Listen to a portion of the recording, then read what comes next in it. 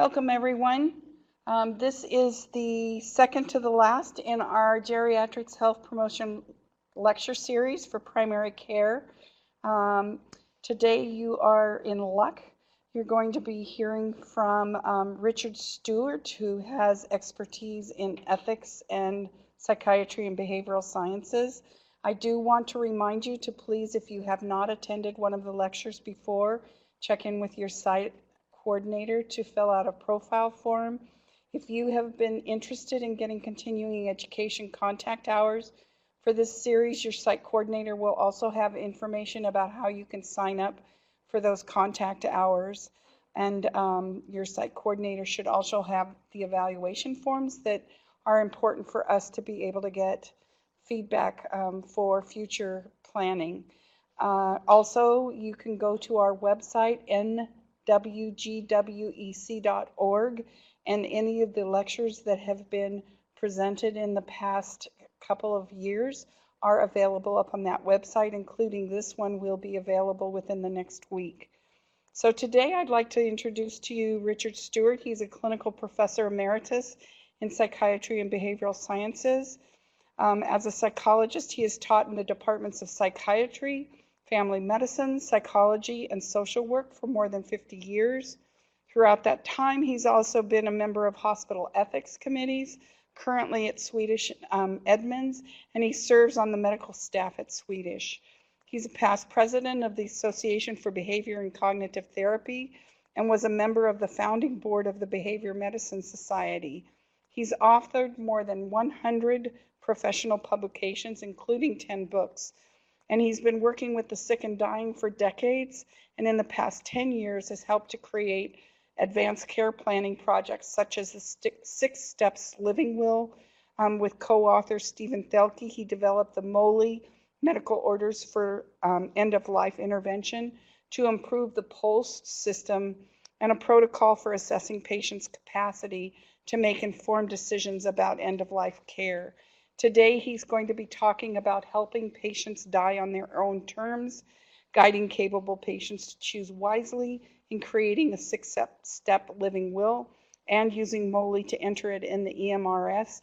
Dr. Stuart, welcome. And thank you all for welcoming me into your offices, your clinics, your hospitals. I'll try to make the time worthwhile. As Dr. Cochran indicated, I've got a multi-dimensional presentation. I will talk about, first of all, creating a patient-friendly attitude towards discussions of end-of-life issues. I'm going to talk about how to create an advance directive, ideally by having you all create your own first. Talk about how to help patients. Oh, incidentally, I am dyslexic and dysgraphic, so you will find some crazy things going on in my slides, like this numeration. I missed that when I did some reorganizing, so I will ask you to bear with me.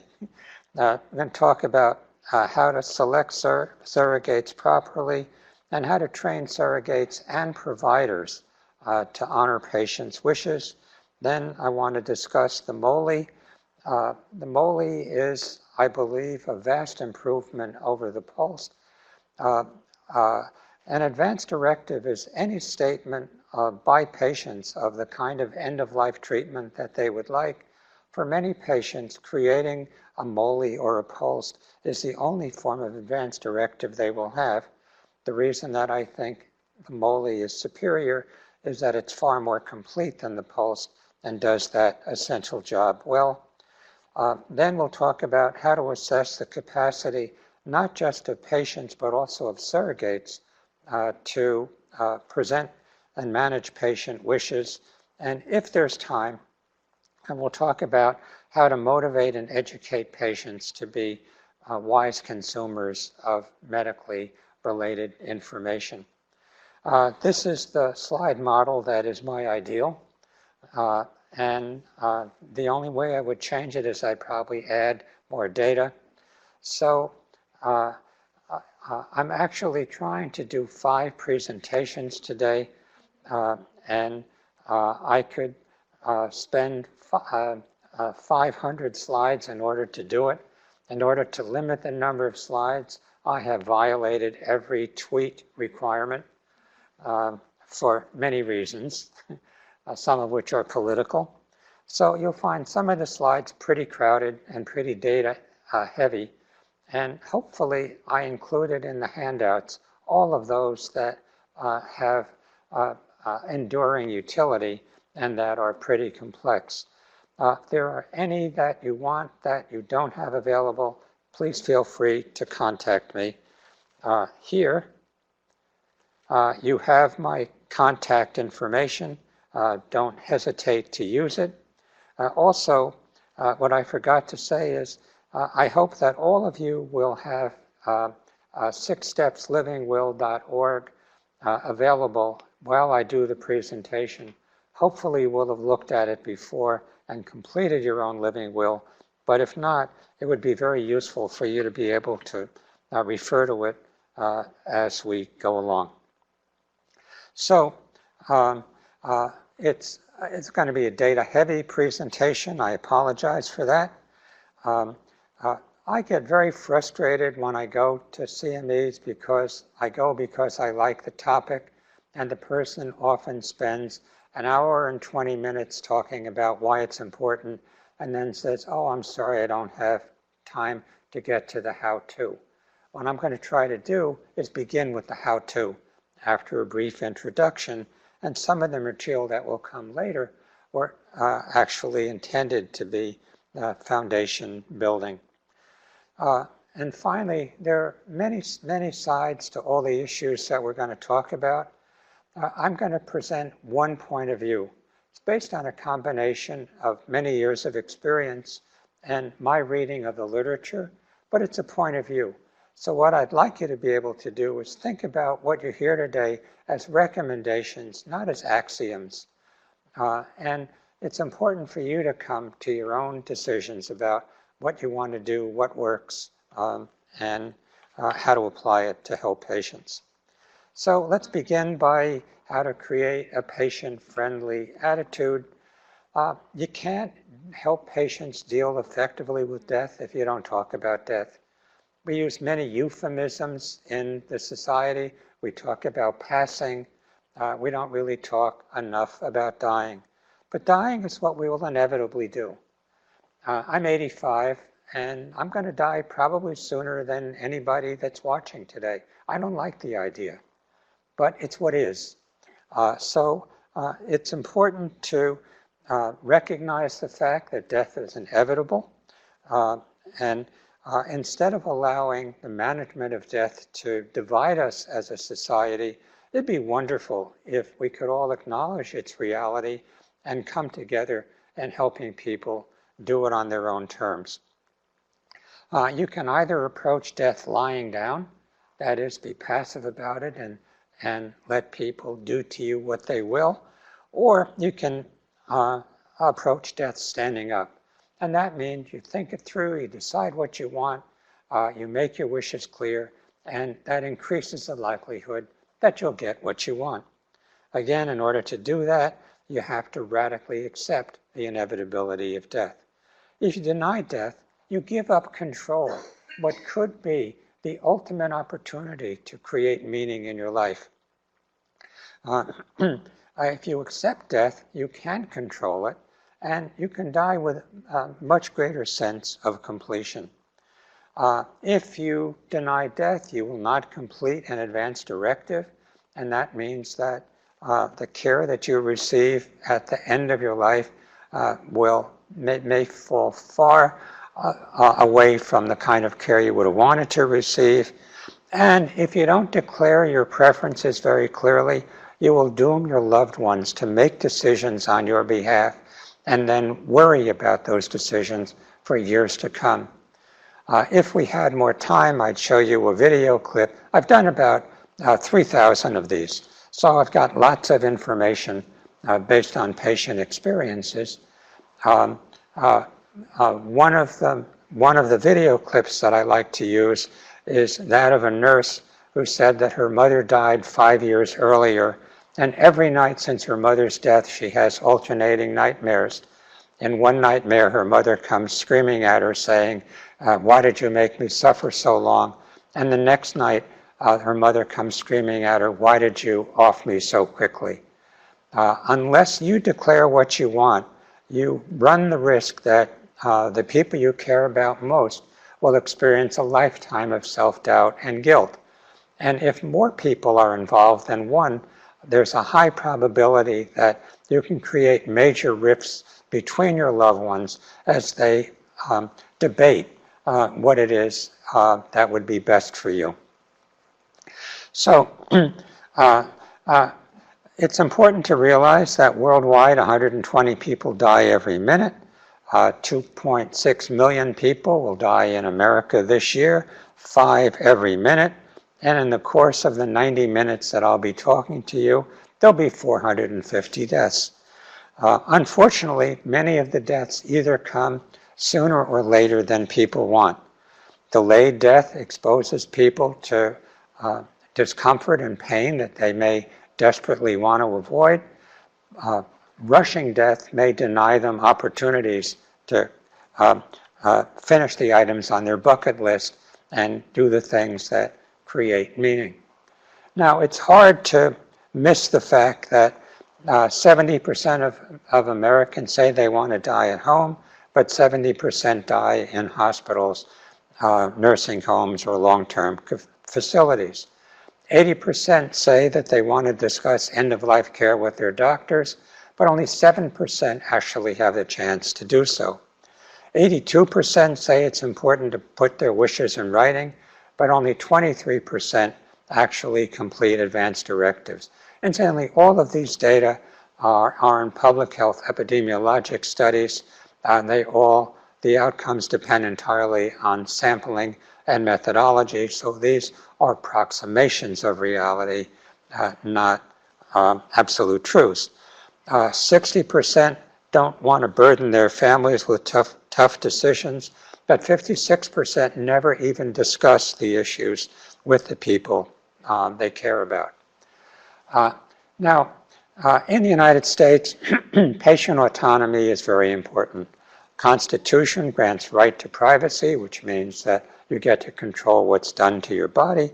The 14th Amendment says states can't interfere with that. The U.S. Code in 1983 gave you the opportunity to sue if somebody violates your privacy that way. And our own Congressman Jim McDermott with Sandy Levitt introduced and passed in the Congress the Patient Self-Determination Act, which gives patients the right to not only create an advance directive, but requires hospitals to enter that directive in the patient's medical records. Justice Cardozo signed it up nicely. Every human being of adult years and sound mind has the right to decide what should be done with his own body.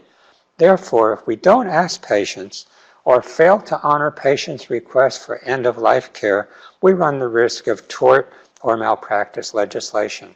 It's not an option for us. This is a requirement. The good news is that patients normally have pretty reasonable expectations. Patients want to have a compassionate process of dying. They want to be pain-free. They'd like to experience emotional well-being. They would like to be surrounded by their families. They would like to preserve their dignity. They'd like to complete life's tasks. They want to have a kind of spiritual connection. They want their treatment preferences honored. They're concerned about the quality of their lives. They want a good relationship with healthcare professionals and a number of other things. For the most part, patients have fairly reasonable desires for how their lives will end. But we have a bias in healthcare in America. Everyone has an advance directive, usually without knowing it. Most American medical facilities operate in accord with the theory of implied consent. When 911 is called, the assumption is that the patient wants to have done the things that first responders can do. Having been on hospital ethics committees for many years and been a member of hospital staffs. The guideline that we always follow is, when in doubt, make the most reversible error. If we make the mistake of keeping somebody alive longer than they want to, we can always kill them. If we let them die too soon, it's really hard to bring them back to life. So it's much easier to defend in a lawsuit a wrongful life rather than a wrongful death suit. If you're admitted to Swedish hospital, where I spend a fair amount of my time now, you agree to resuscitation and full treatment unless there is a compelling reason not to. I'm a first responder at a rural fire department. If I pull up to your house, we follow the King County protocol, which says, when in doubt, resuscitate.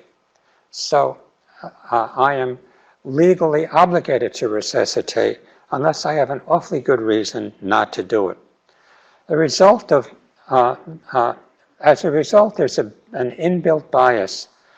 We all go to great effort to look at patient care through the eyes of the patient, while also offering the most effective possible treatment, but sometimes these mandates conflict. One of the reasons that they conflict is patients may lack capacity to make wise decisions. Now, I go a little crazy when I prepare these presentations. I've got 500 slides for this one, and that would drive you nuts. Well, when I went through the slide set this morning, I realized that the organization wasn't as good as I would like it to be, so I reordered the presentation. In the handouts that you have a series of slides dealing with capacity. I'm going to save those until we get further in the presentation, because I want to continue with the logic. So if I went nuts over this, I feel the freedom to let you go a little nuts while you shovel through the pages that you have. So I want to go immediately to how to create a living will. Whether you look at it as an end, a transition, or a beginning, we can delay death. Can I watch one more episode, please? But we can't prevent it. Everybody gets taken at some point or another. In order to help people deal with death, it's important to prepare in advance. When I was in college, I used to resent professors who seemed to have done no more than read the next chapter. We have to do more than read the next chapter. We have to be pretty familiar with the trajectories towards death and dying, and the interventions that are used to delay or facilitate it. So, before trying to help a patient create a living will, please create your own. It is unbelievably difficult to do. It is extremely challenging. We'll talk about some of the reasons and how to overcome it in a second. It's also important for you to know, it's impossible to know all the nuances of the illnesses with which patients present, but you have to have a pretty good feel for it. However, you have to be careful not to assume that because you know a diagnosis, you are certain of an outcome or a calendar. I recently dealt with a woman that was diagnosed with stage 4 metastatic colon cancer 6 years ago. It's metastasized to her liver, her kidneys, and her lungs. She still goes to work every day. I would not have predicted that possibility. You have to know that there's a broad spectrum of potential outcomes. It's important to be aware of what they are. And you also have to be well versed in the pros and cons of the measures that will be used in creating an advance directive. This is the pyramid that basically shows that you can't really help somebody do a task unless you've done it yourself. Again, it's a plea that you create your own advance directive before starting to help patients do it. So what do you need to have the discussions? Discussions ought to be private. free of distractions, unrushed, facilitative, non-judgmental, and they should include all of the stakeholders who either have or can be helped to develop capacity, health literacy, and numeracy. We'll get to those in a minute. When I do advance directives with people, I generally ask them to bring not just their surrogates, but other significant family members. One of my nightmares on ethics committees is we have an advance directive. The daughter or the son represents mom or dad's wishes, and then 3 siblings come in and say, oh no, mom or dad changed their mind, that's not what they want. And the ethics committee is put in the position of trying to mediate. I'd love to deal with that by getting everybody involved in the decision-making process at the time that the decisions are made. It's hard to have these discussions in an ICU when there's lots of beeps going on. It's hard to have them in a crowded ED when if there's no privacy. When possible, try to schedule these discussions in a place where you can be unrushed and have some privacy. Now, there are many, many living will forms, and a lot of them are user-friendly. Most tend to be somewhat vague and or incomplete, and none offers the 3-level resuscitation option or the provider information in step 5 that 6 steps does. So remember, it's available. Everything on that site is available without charge. That's the form that I use, and I won't use any other. So that's what it looks like to begin with. The 6 steps are, it helps patients clarify their values, helps them write a personal statement, helps create the advance directive, define who should speak for you, that is the surrogate, provide a message for your doctor to increase the likelihood that he or she will understand what you want, and then help you figure out how to keep that information available. On the 6 Steps website, you will find a header that says more information, and under more information, you'll find an outline for group presentation, and it creates many suggestions for how to present this, either individually or in groups. When I do advanced care planning, I might do it with individual, I might do it with a neighborhood. I've done it with groups of 40, fairly standardly, and in New York I recently did one with 300 people. In each of those instances, about 90% of the people walk out with completed documents. So it's possible to do this without rushing. A few tips for how to do it. Oh, these are, you have this handout. It contains some questions that you can use for icebreakers. Rather than make it a lecture format, I get all of the people involved, and even if it's an individual, I ask them to describe the deaths of people they've known or loved, and what do they like about the death, and what do they think wasn't so good. What's their perception of the available treatments? How do they feel about medicine in general and what it offers? It's important to get them to begin to talk on related themes without making specific commitments. The essence of an advance directive is basically choosing between whether you pursue, whether you're interested primarily in the quantity of life or the quality of life. Living wills allow patients to decide. One type of treatment is standard. Full treatment will be delivered unless it's determined absolutely futile for all patients. If you want limited treatment or comfort care, you have to request it, and that's what the living will does.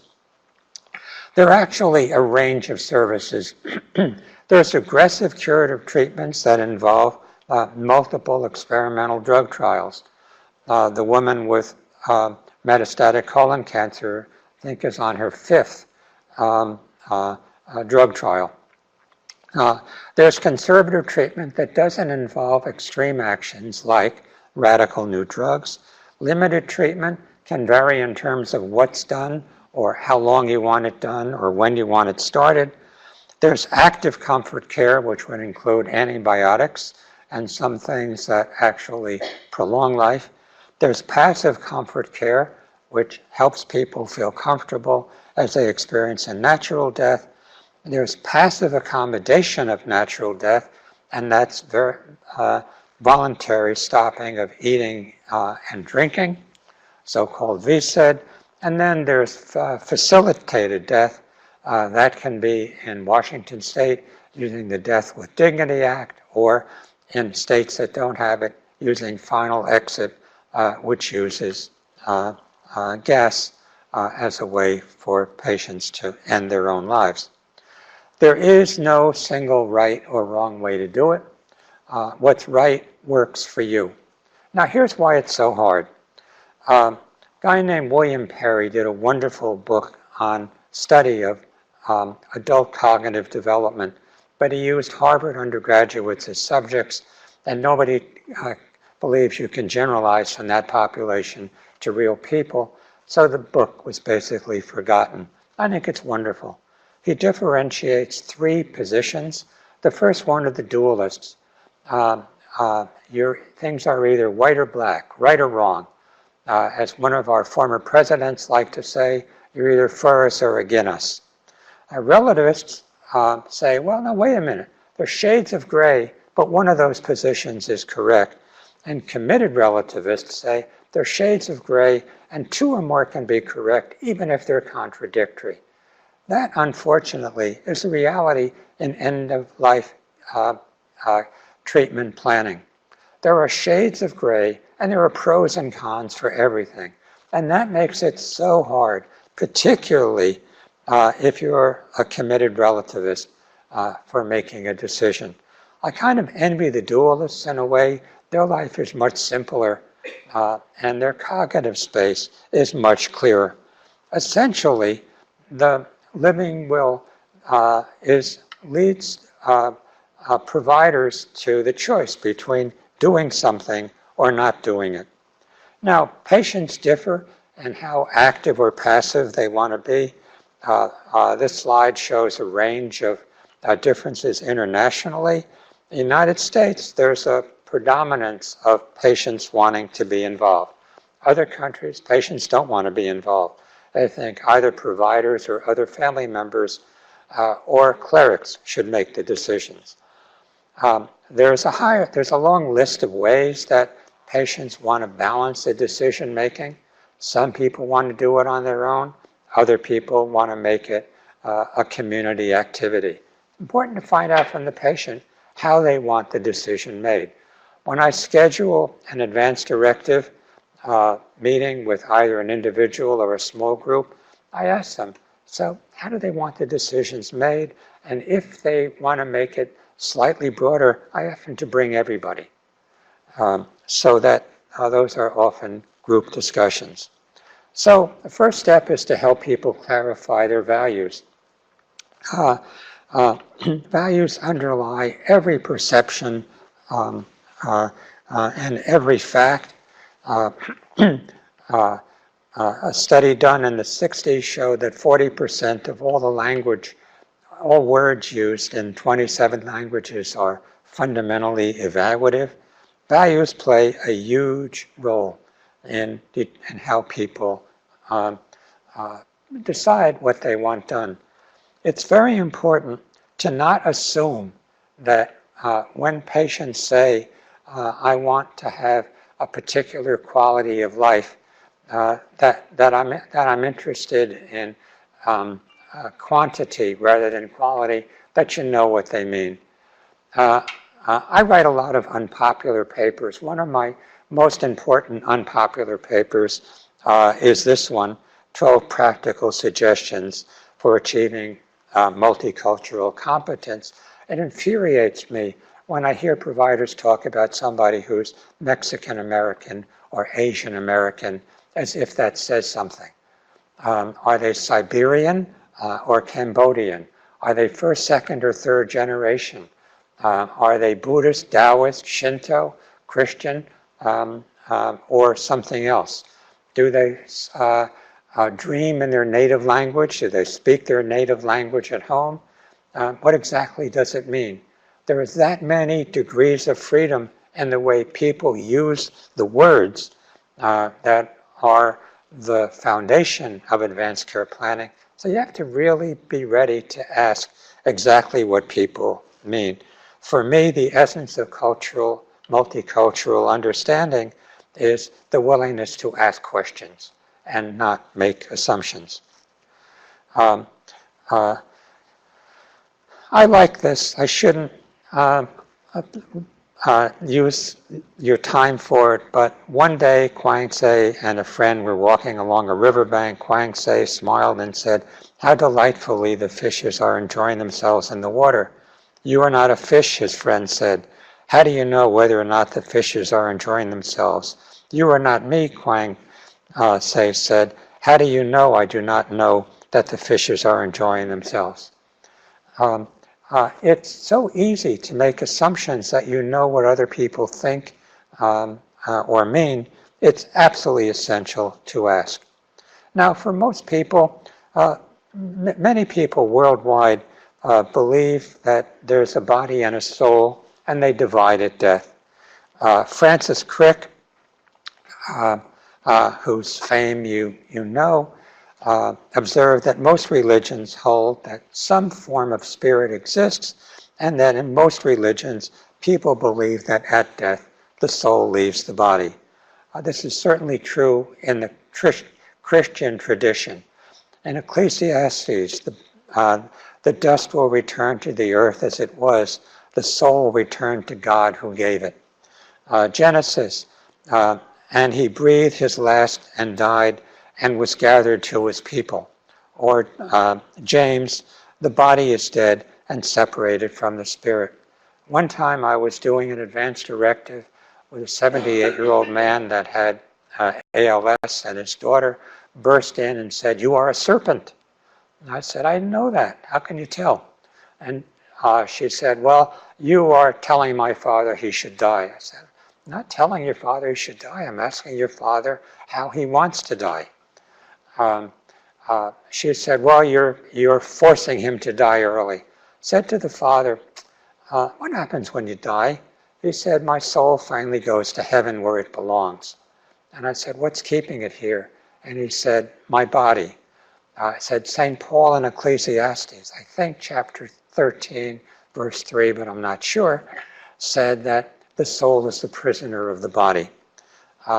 So I said to his daughter, "Okay, so what you're saying is you want his soul to be forced to stay on earth and not allow him to reside with the heavenly creator." And she said, "Could you do one of those things for me too?"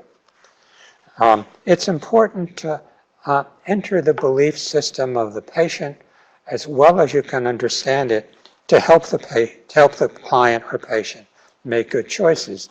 And then there's other people like mid-century existentialists who believe you're born, you live and do your best, maybe you reproduce, whatever you do, you die, and you're soon forgotten, so what? Kind of envy people who believe that it's all over when it's over and they have nothing to worry about. So what step one does is ask people to answer some questions about how they want decisions to be made and what their values are. Since you have on your computer now 6 steps, you can look at step one.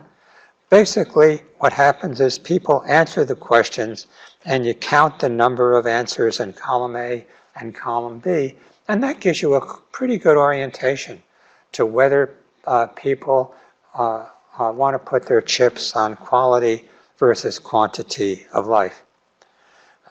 Step 2 involves a personal statement. Personal statement goes beyond those values and says, this is what it means to me. In 6 steps, on step 2, you'll see 5 vignettes taken from actual living wills that I've done. Now, they vary, but these are very important because the advanced directive will not cover every possibility. It's impossible to do that. What the personal statement does is provide an elaboration of the context and the person's belief.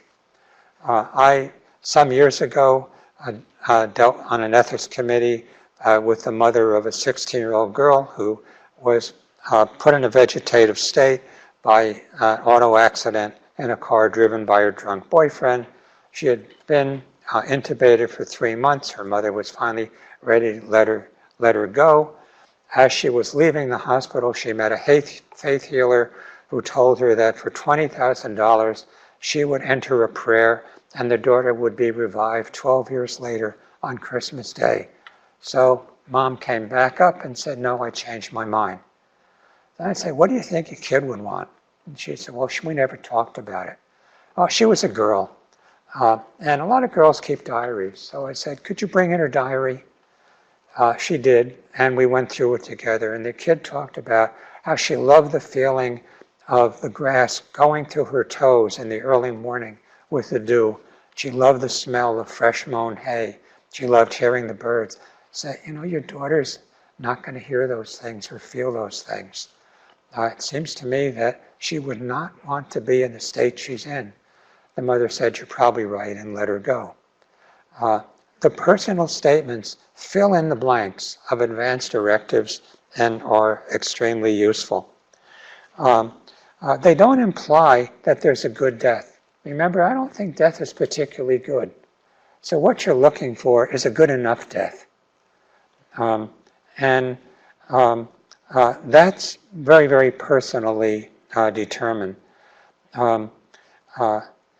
My personal statement, as you might imagine, is pretty wordy. It's 2 pages, single-spaced, and it details exactly what's important to me and what I would like to have done.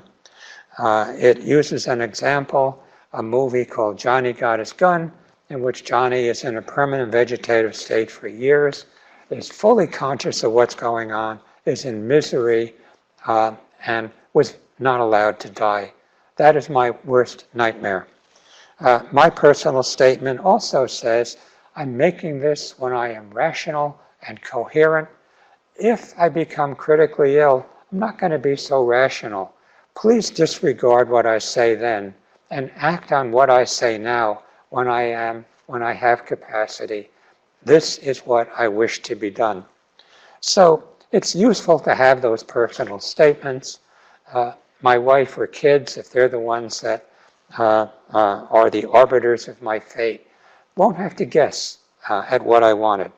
So step 3 is the advance directive. And here you have to balance emotion and cognition. It's what you would like, balance against what is. And again, you need radical acceptance. So 6 steps begins by saying, this phase of 6-step says, okay, are you more interested in quantity or quality of life? If it's quantity, then skip the next question. If it's quality, what conditions do you feel are worse than death? For some people, it's a number of these. For others, 1 is sufficient to make life not worth living. It's not my choice, it's theirs. But this provides some tangible criteria. Now we get to the 3-part resuscitation order. You won't see this anywhere else except in the MOLI, and it's absolutely critical.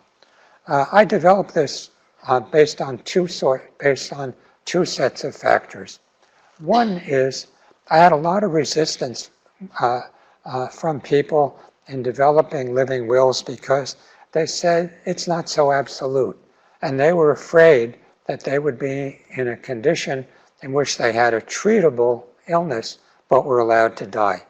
The other thing is, as a first responder, if I drive up and I find that somebody has, I drove up and there was a 78-year-old woman who was unconscious near her woodpile.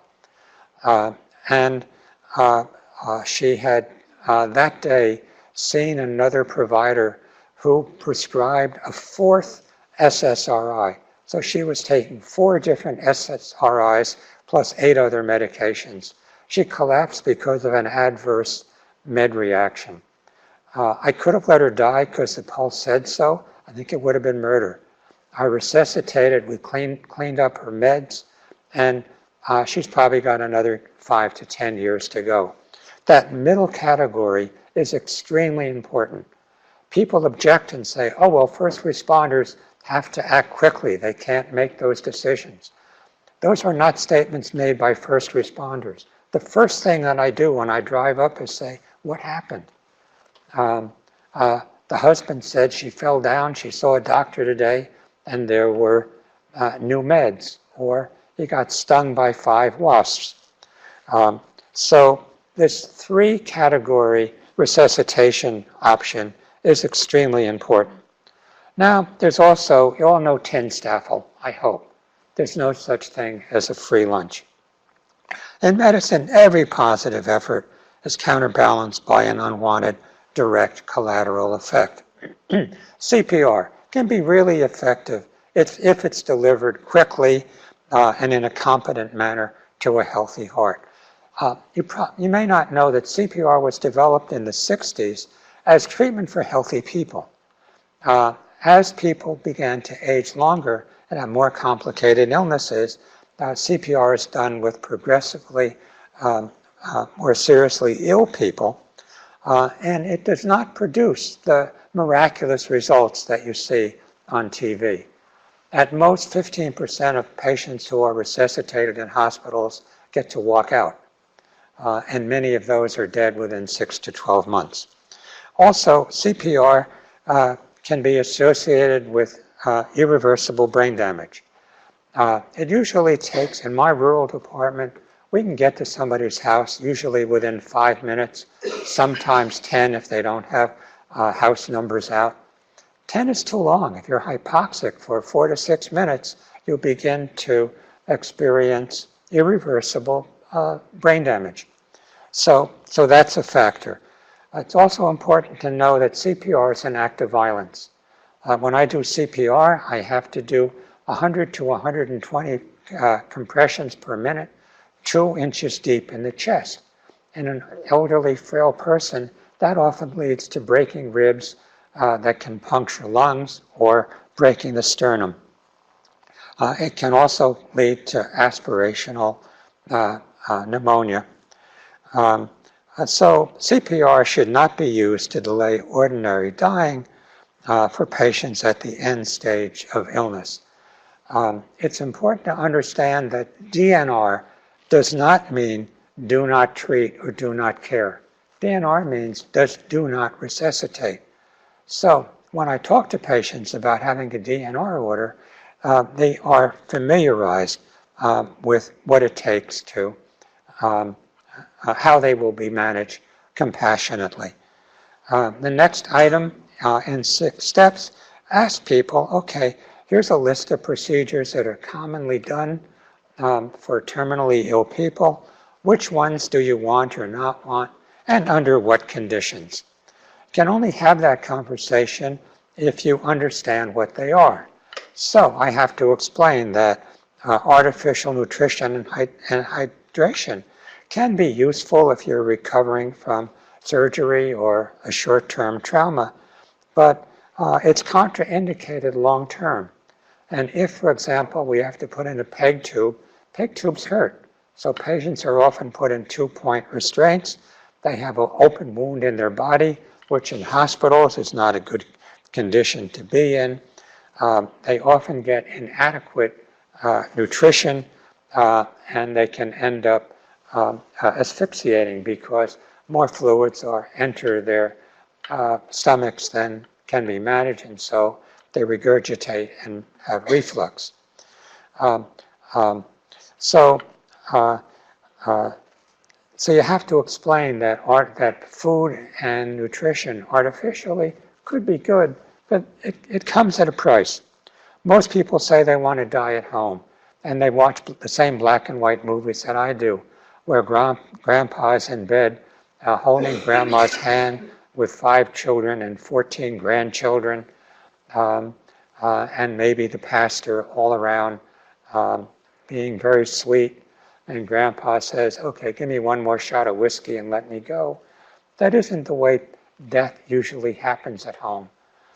People often require invasive management, which means husbands or wives having spouses change their diapers.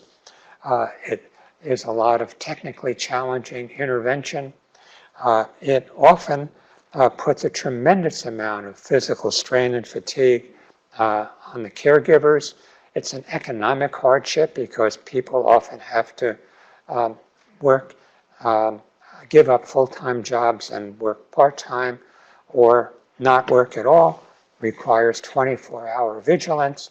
Important to understand what dying at home means. Doesn't mean it's a bad idea, just means you have to understand what the idea involves. Patients should be informed about palliative care. It is often misunderstood and not well supported in most hospitals. I think palliative care is magnificent because it brings together interventions from multiple perspectives in a comprehensive, highly human service.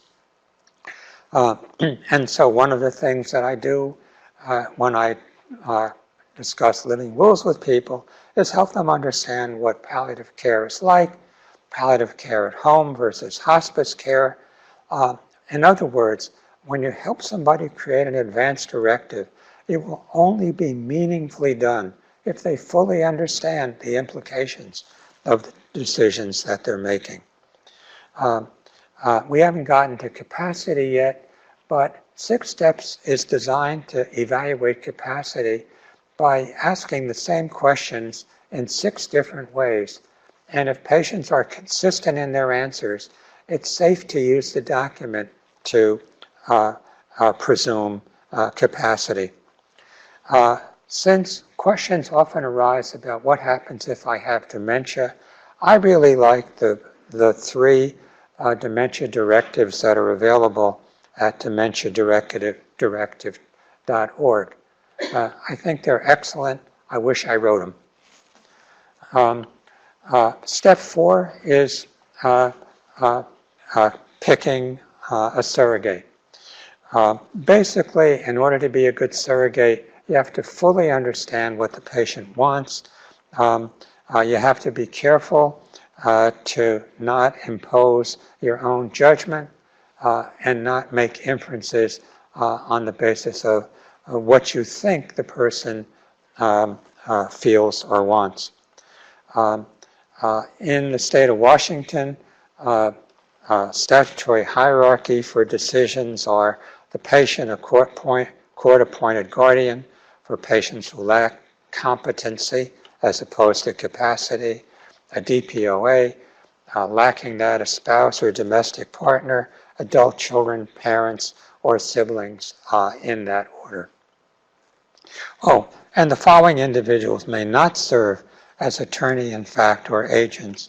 They can't be employees of the physician, they can't be owners or employees of a healthcare facility, and theoretically they shouldn't be heirs. So decision-making standards, first person has to determine in good faith that the resident lacks capacity to make decisions. Then you have to arrive at a reasonable determination of what the patient would have chosen had the patient been able to choose on his or her own. Surrogates have great authority. They can authorize granting or withholding treatment. In other words, they can intubate somebody or they can pull the plug. So the assumption is, in the state of Washington, case law says the decision has to be in the patient's best interest. The clearest criterion for what's in the patient's best interest is what's in the living will or what's in the personal statement. Providers should facilitate wise surrogate selection. The surrogates have to understand what they're told, have a good level of decision-making activity, be able to control their own biases, have to be aware of their attachment to the seriously ill patient. They have to manage their own emotional strain.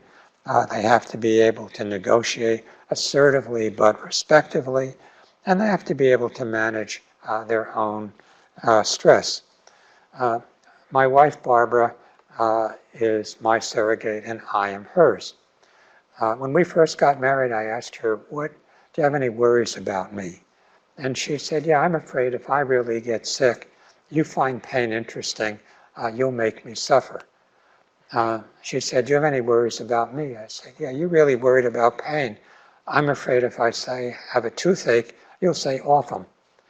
The fact is that we've had to have lengthy discussions about how to honor each other's requests based on what each of us wants.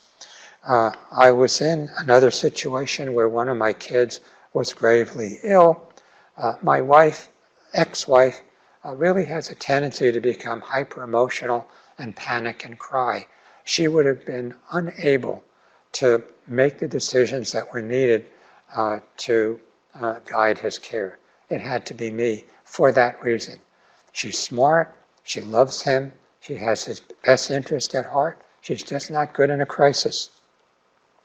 So when I work with surrogates, I say, okay, now you tell me what you've heard the person wants. If you were in the patient's condition, what would you want? How would your choices differ from those that the patient makes? When Barbara and I do this, I'm quick to say, well, if I were in your situation, I wouldn't want to die because my knee hurt. Now, she would say, I'm not asking you if you want to die if your knee hurts. I want to die if my knee hurts. So we rehearse those things, and that's really important. It's also important to train people how to respond if a provider or a significant other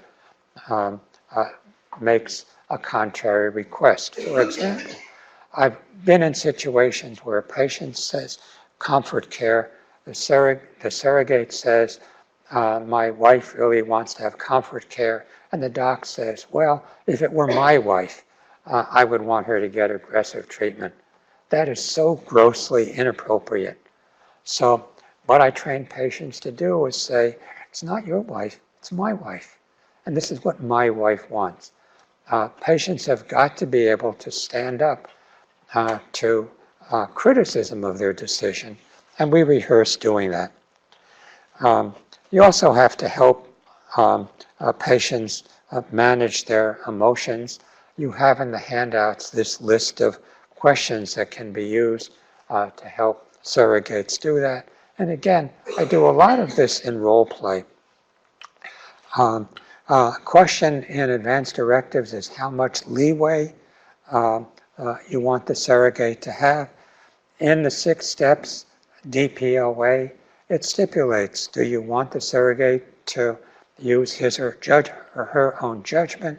Do you want the person to use his or her judgment after consulting with the following people and you list them?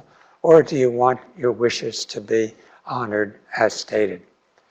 It's really important to make these documents as specific as possible to increase the likelihood that they'll be honored. In the state of Washington, DPOAs and advanced directives have to be witnessed by 2 people. They should personally know the patient so they can verify the signature is real. They have to believe that the patient has capacity. They can't be heirs. They can't be the attending physician. Or when I do these at Swedish, I can't be a witness because I work for the hospital. Step 5, ask patients to complete a document which tells docs something about themselves. What are 3 things I want you to know about me? These are the things I'm allergic to. These are the medications that I'm taking. I was able to resuscitate that 78-year-old because she had completed my 6 steps, and I had this living will, and that's the way I knew that a new SSRI had been prescribed.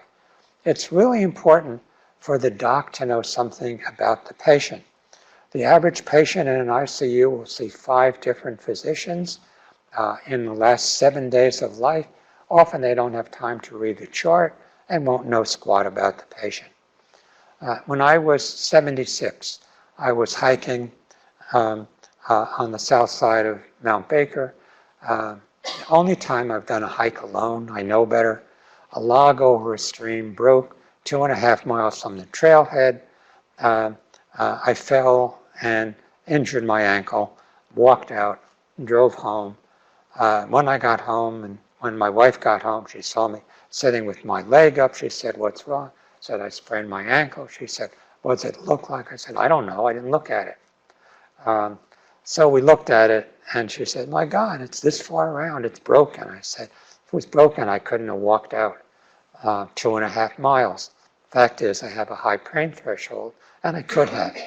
Anyway, we went to the ED. The doc took an X-ray without looking at me or asking a question, showed me the bones that were aligned like this, said, "I'll put it in a boot, and it'll cure itself. You don't need surgery." I like that, because I didn't want surgery. Next morning, my first patient was a surgeon, saw the boot, said, "What happened?" I explained. He said, "Well, you got to go see Menke, who is the orthopedist that does the athletes' ankles." I said, "I can't see Menke." He said, "Yes, you can. He was my resident. So I'll call his office." He did. I saw Menke the next day. Menke said, "How'd you break it?" I said, "I was hiking." He said, "Do you hike often?" I said, "Yeah, I hike. I do about 12, 16-hour day hikes mainly. I run 3 miles every morning." Menke said, "Don't eat tonight. Come in tomorrow morning. I'll put in a plate." Okay, what's the difference? The ED doc knew nothing about me. The orthopedist found the pertinent facts. What step 5 does is give the patient an opportunity to summarize information that the doc should have in a quick and easy manner. I don't know how many of you use Epic or Orca. Those are not easy systems to use. It takes a lot of time. This saves a whole lot of time. So I have patients complete them. Here's what dementia directive looks like. But from that dementiadirective.org, this is the extreme one. And again, as I say, it's really good. Go to the site and use it. So I always say that I'd stop, that I'd sleep when I'm dead, and here I am doing more paperwork.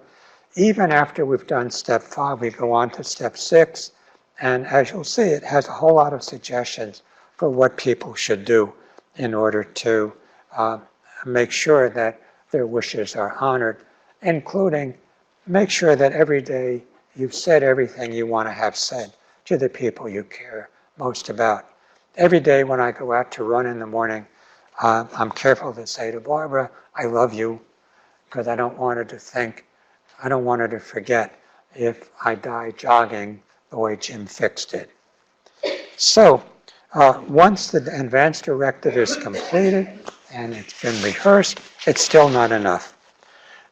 It's important to have the advanced directive entered into patients' records. So in the state of Washington, we use the pulse. After using the pulse for a number of years, I decided it was phenomenally inadequate. It's inadequate because it only has dichotomous CPR, not DNR option, leaves out the middle choice.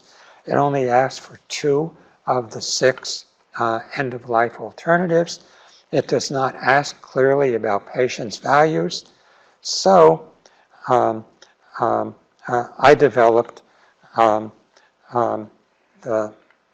MOLI with Stephen Thielke, and the MOLI corrects what I perceive as 19 flaws in the pulse.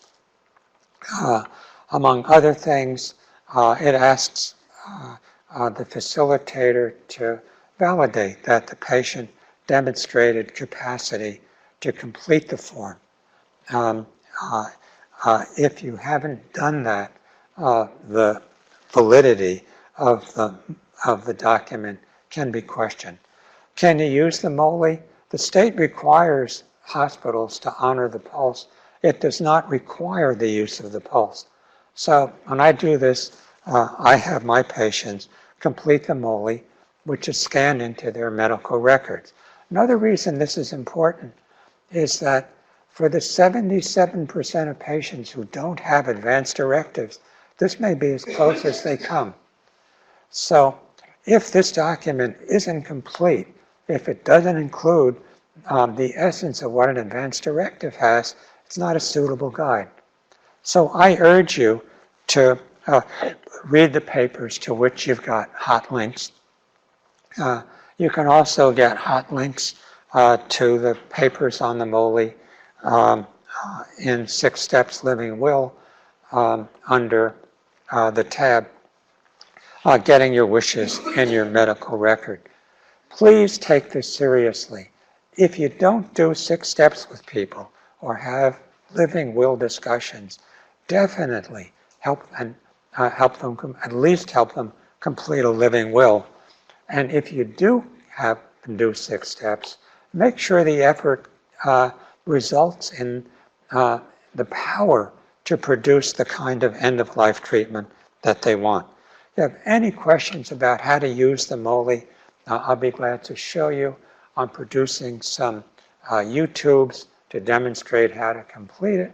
If a patient has an advanced directive and you're familiar with it, you can do this in 10 minutes. Patient doesn't have an advanced directive, could take a half hour, but it doesn't take forever. So now, I mentioned capacity. Stephen and I produced a protocol for capacity evaluation. Capacity is really important because if people don't know what they're signing, their signatures lack validity.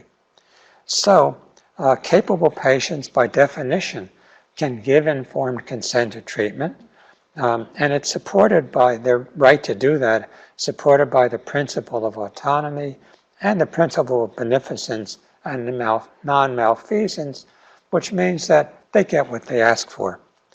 Informed decision abilities mean they have to know that a decision has to be made, they have to recognize the facts, they have to receive, recall and comprehend information, communicate and digest preferences, understand the likely consequences, be able to process data rationally, and the ability to make and sustain a decision.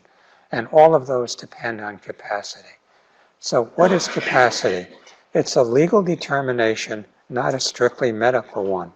A person may have capacity to make some decisions but not others, and capacity may fluctuate over time.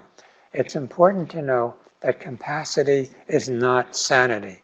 You can be floridly insane, hallucinatory and delusional, be diagnosed for schizophrenia for 20 years, but say you don't want to take risperidol because you don't like the possible long-term cognitive impact. That decision must be respected. So capacity is not a measure of sanity. It's a measure of understanding a specific decision at one particular moment in time. Capacity is an ability. It's different than competence, which is a property of the person, and that can only be determined by a judge. We can determine capacity. It's important to be cautious about capacity because we tend to decide that patients don't have it if they disagree with us, and we assume that they have capacity if they do agree with us, and that's naive and incorrect.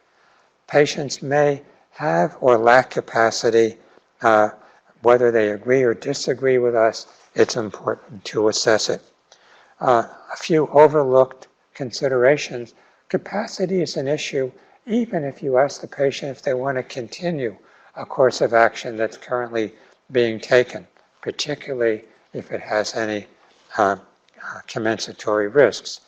It's important to establish the capacity of the surrogate to represent the patient.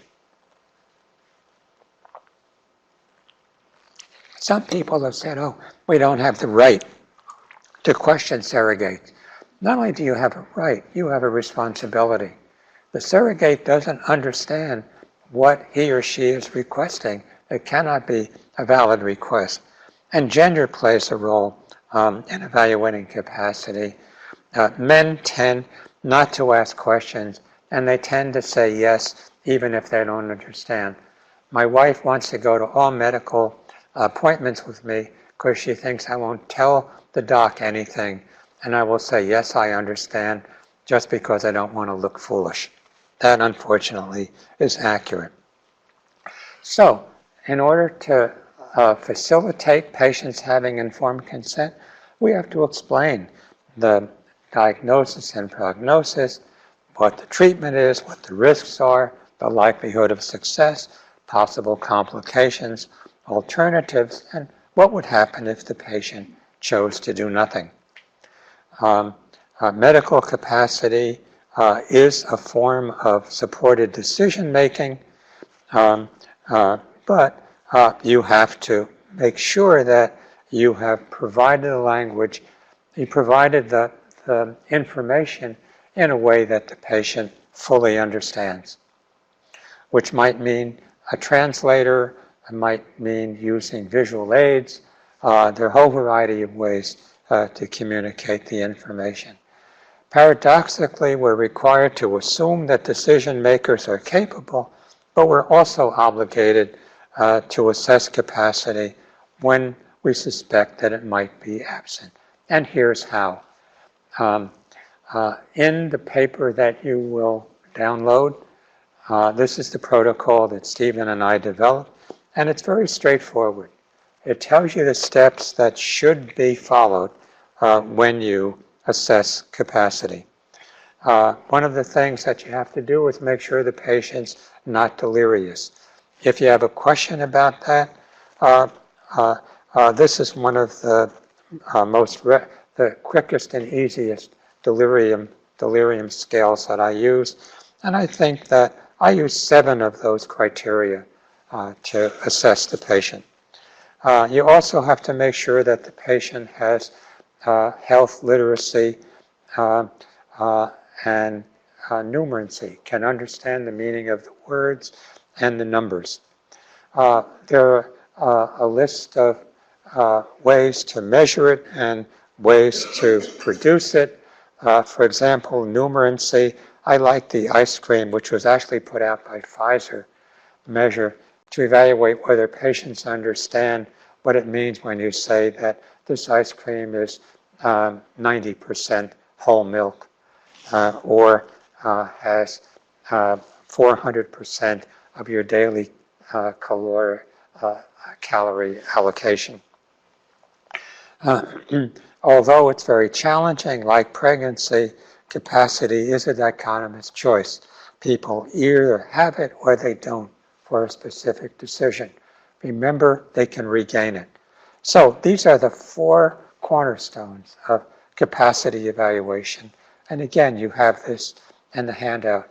Patient has to understand what's being proposed, have to appreciate that it's significant, have to be able to reason by comparing alternatives and their possible outcome, and has to be able to express a choice and then repeat the choice. That's why in 6 steps, people are asked to repeat decisions and indicate that if they choose, for example, quality of life over quantity of life, but say that they want no form of resuscitation, then they didn't understand the process, and we have to go back and reevaluate. Once the patient has made the decision, ask them in their own words to describe what's the diagnosis, what's been proposed, what are the risks, what are the alternatives, and what happens if you say no. And then, because I work on ethics committees and capacity evaluation is often an ethics committee issue, I developed this little record for capacity assessment, which I can then scan into the EMR to demonstrate that if a patient makes a decision that seems iffy, I can demonstrate that that capacity was appropriately assessed. So you think it's time to stop. I'd like to just very briefly cover the last little in 5 minutes. Okay. One of our functions is to educate patients in how to get information and how to digest it properly. So everybody who writes orders is subject to the same pressures, biases, and sources of misinformation. We're all charged with the need to control our biases and educate patients on how to be savvy consumers. There's an inbuilt escalation in healthcare in our system. We admit somebody to an ICU. Every step leads to an escalation of at least 25% of care, much of which has been shown to be of low value.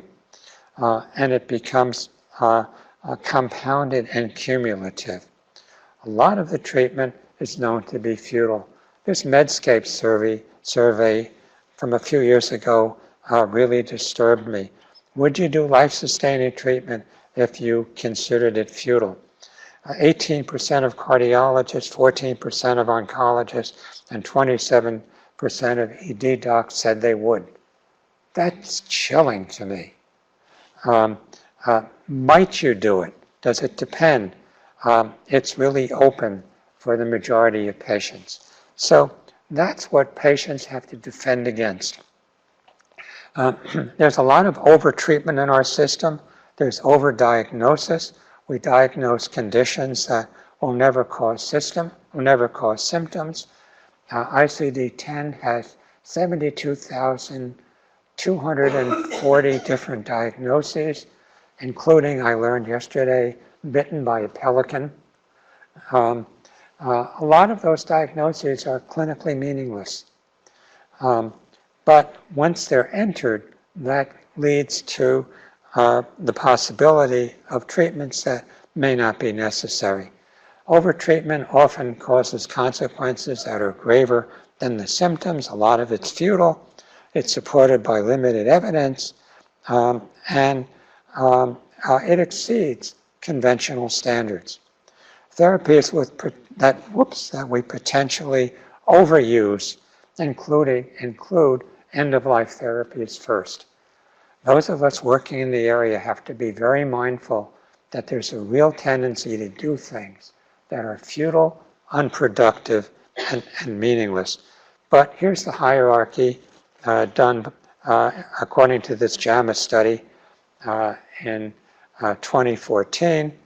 So you have to proceed with caution because there's also undertreatment. Underuse often is conversations about serious illness and care, hospice with a length of stay greater than 14 days, and carefully titrated pain control. So there's a tendency for us to overtreat in some problematic treatments and to undertreat in treatments that can be very useful.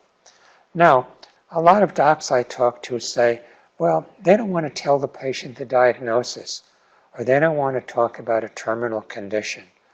I think that denies the patient the right to make informed decisions. Part of the overtreatment comes because docs don't want to reveal the reality, and so they mask that by making intervention recommendations. Every healthcare professional should also be an ethicist.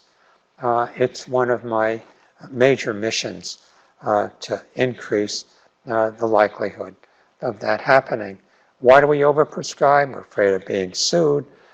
We have rigid adherence to traditional practice. We don't understand what palliative care can do. There are economic incentives. We keep a patient in an ICU intubated, and if they have reasonable insurance, they can pick up $3,200 a day for the bed.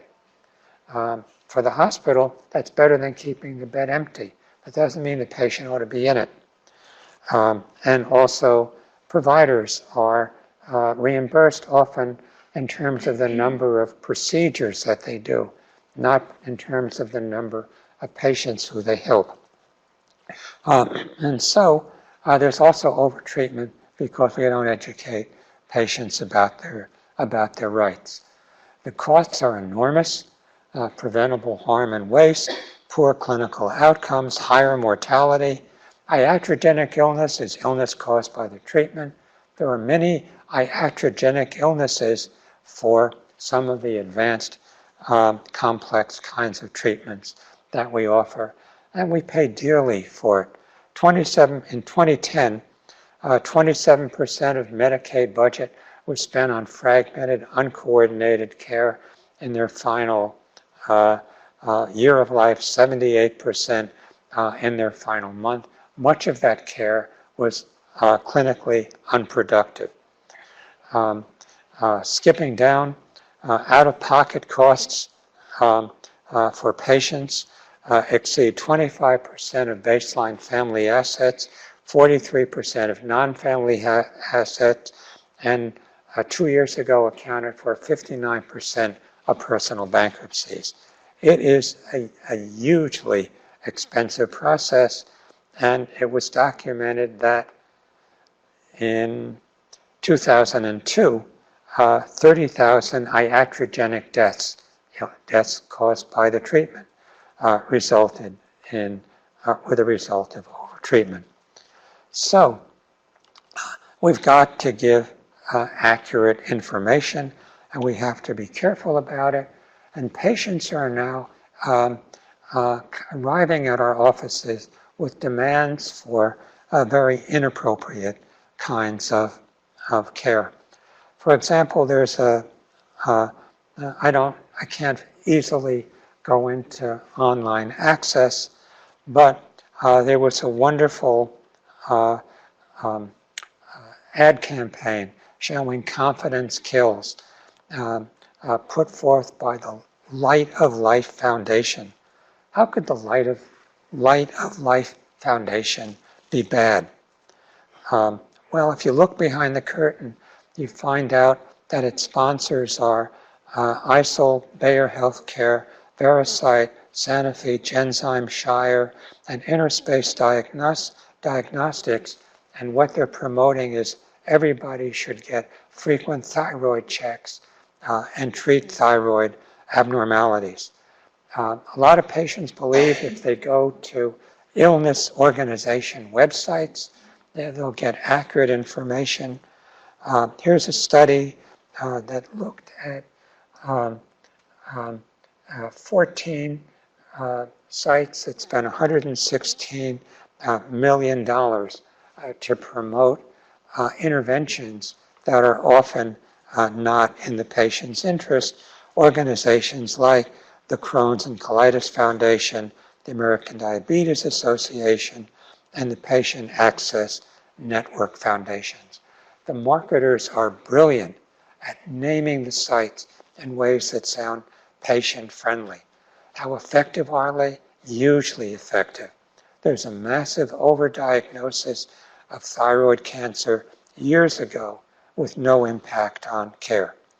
So you've got to train the patients in being wise consumers. When my kids were little, everybody, each of them, 3 boys, was required to watch 30 minutes of commercial TV when they were 4, 5, 6. And they would get a raisin or a nut for every claim made by an advertiser that was dubious. So, Jolly Green Giant. Jolly? I didn't know the giant's jolly. Giant, how big? A green giant? What's that got to do with string beans? Kids could get 4 raisins or 4 nuts. I wanted to train them in being critical consumers of the information that's provided.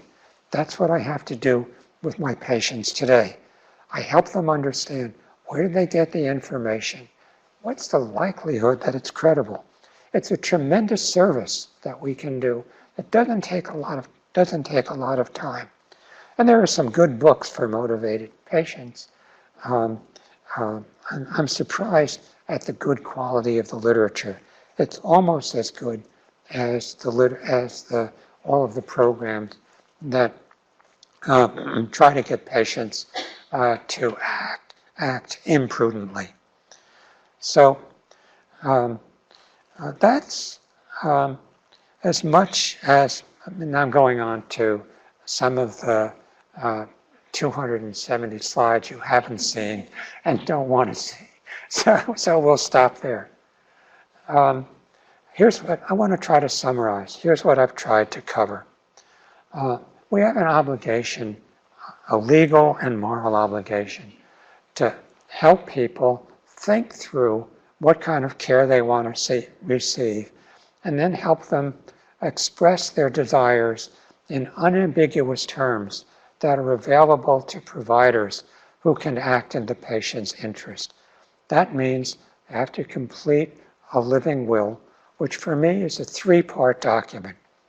It's a personal statement that will fill in the blanks of the advance directive. It's the advance directive itself, and it's a DPOA. I also think it's important to train patients in how to talk to docs and how to be known by docs.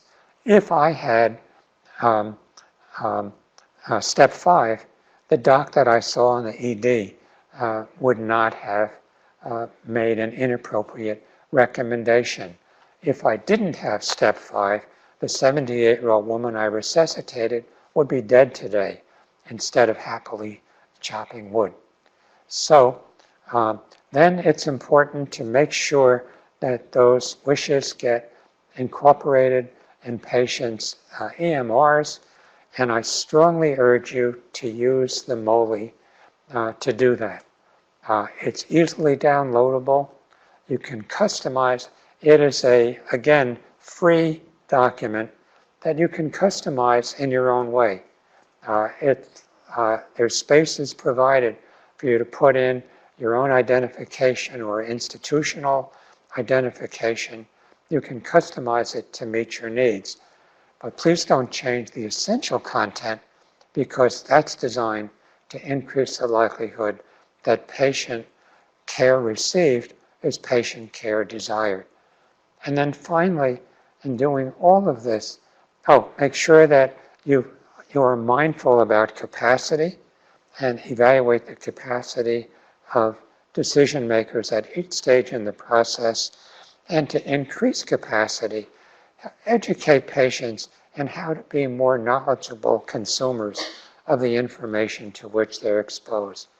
The internet is wonderful, but it's also unedited, and there's an enormous possibility of misinformation, and marketeers are becoming immensely sophisticated at packaging messages that appear to be factually based when in fact they're economically motivated.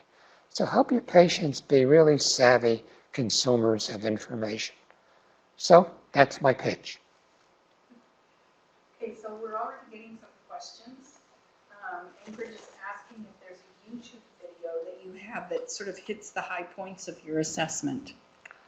Of the capacity assessment, I'm doing if you're asking, is there a YouTube video of doing capacity assessments, I'm in the process of creating some in Swedish. Oh, great.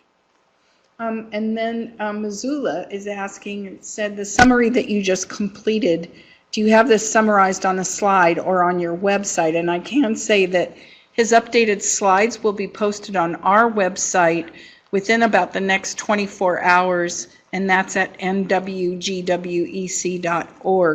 But again, I'm wondering if it's on your website, right, the summary that you... Yeah. And I have to apologize for constantly changing the slides, but that's because they're ever evolving, they're organic, and I keep getting new information, and so I change the slides. But the ones that he presented today will be posted on our website, so you can just take a look there. What do you mean when you say witnesses on DPOAs cannot be heirs? Theoretically, it can be challenged if somebody has witnessed a DPOA and is the heir to the estate. Now, my wife is my DPOA and she is my heir. Decisions that she makes on my behalf will not be challenged. if there's a situation in which there's a high risk of conflict over decision making, it's often useful to have the DPOA be somebody that will not benefit from the death or survival of the patient. I was involved in one of those ethics committee issues where we had a 94-year-old woman who had exploded valve, and the caretaker, an exploded colon. She was going to die of toxemia. The caretakers came and said she would never wanted anything done. And somebody else came and said, of course she wants something done. The caretaker said that these other people just wanted to keep her alive because they wanted to be able to buy her house, which was willed to the caretakers. So I did a search of her medical record and found that she had a hip replacement 4 years earlier, had been on dialysis for about 1.5 years, had made active use of medical care, and then it turned out that the caretakers were her heirs and wanted her to die so they could take over the estate. Okay, it's nice, you avoid that kind of situation if the decision maker does not have a financial stake. That only matters if there's going to be challenge. Okay. I don't see any other questions. Did you have any questions? Okay. Well, I don't see any other questions. People are typing in what a great presentation this was. But I don't, let me just see, we've got somebody, oh, is there a book that you have written that would, you would suggest to read? Not that I've written, but if you contact me and tell me what particular areas interest you, I can tell you the books that I find more useful. By and large, I spend much more time reading journal articles than books. One of the reasons is that it takes 2 to 3 years for a book to be published, and journal articles provide much more topical information. And as the writer of 10 books, I can also say that many books would have been good long articles. So, but if you tell me your area of interest, I read avidly in the area, and I can tell you what was meaningful, what I found meaningful. Also, you have my email address. I love this area. It's hugely important to me.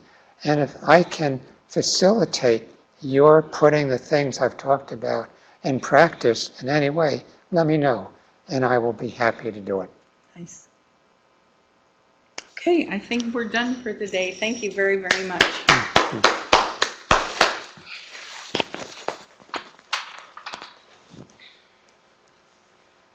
Thank you for making the